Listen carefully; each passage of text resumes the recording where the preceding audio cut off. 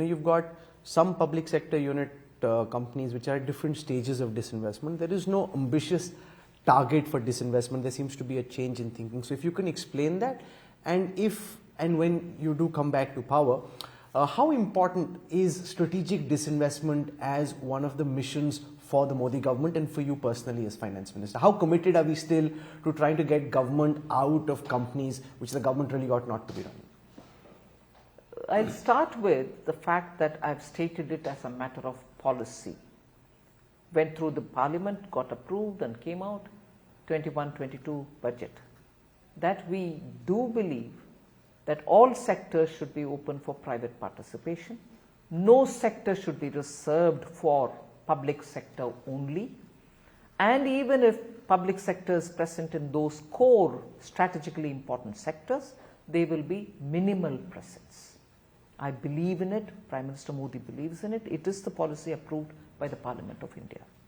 Now therefore, I will have to consolidate in those sectors public sector presence, or I will, where I can't amalgamate or bring together or scale up, I will have to get out of some of them, for which the approval is obtained. I will have to do it. But equally, before I do it, during the time I'm waiting to do it, I will have to pay attention to the valuation of that company. I can't allow it to languish, and I can't allow it to continue to languish till before I throw them out or till before I get out of them. And when I want to get out of them, if I don't allow them to flourish in the meanwhile, the valuation that I obtain from the market is going to be trivial, if anything at all. So we have, for one, I want to be sure to tell the people of India, even if I've taken a call to disinvest a company completely, I'm attending to keep it in its prime condition now. And that is why you find the public sector companies in the stock market now performing much better and giving better dividends to all the shareholders. We can be some of it, and others are also taking the dividend from it. The other way of also looking at if disinvestment is happening is when we have come down in the level of holding that I have, further letting it into the market so that retail investors would come in.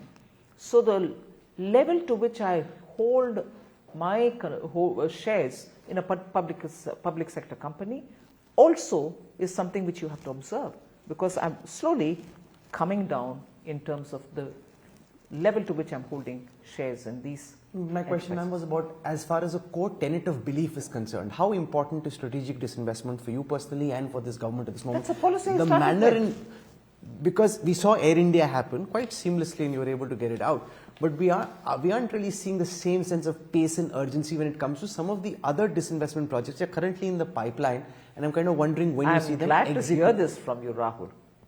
Before Air India, I was pilloried. When is it happening? When is it happening? Every time I met with a journalist friend, this would be the question. And at that time, it looked as if I'm sitting over it over a century.